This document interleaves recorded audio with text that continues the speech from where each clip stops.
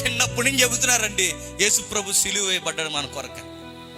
నా పసితనం నుంచి చెప్తున్నారండి ప్రభు అయిన యేసుక్రీస్తు వరకు వచ్చి. మారారా అంటే మారలేదు. ఏంటి నీ స్పందన, నీ ధైర్యం ఏంటి? అసలు ఏం కొలుస్తున్నా వాక్యం వింటున్నప్పుడు ఇన్ని రోజులకి ఈ రోజుకి కూడా ప్రభు అయిన యేసుక్రీస్తు వారిని గురించి ఇంకా దేవుడు మనకి వినిపిస్తున్నాడంటే కారణం ఏంటి చెప్పనా? ఒకరోజు కాకపోయినా ఒకరోజు అయినా స్పందిస్తామని.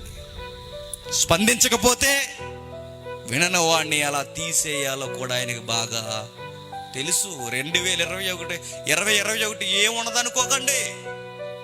వాక్యం విన్న వారు సరైన మారు మనసు పొందకపోతే కరోనా కన్నా ప్రమాదం మన వెనకే పొంచుందది. దేవుని న్యాయం ఇది. బాగా విందాం, ఈ మాట అలా మనసులో పెట్టుకోండి. మీరు ఏం విన్నారో జాగ్రత్తగా చూసుకోండి. అంటే దేవుని మాట ఎంత బాగా మనం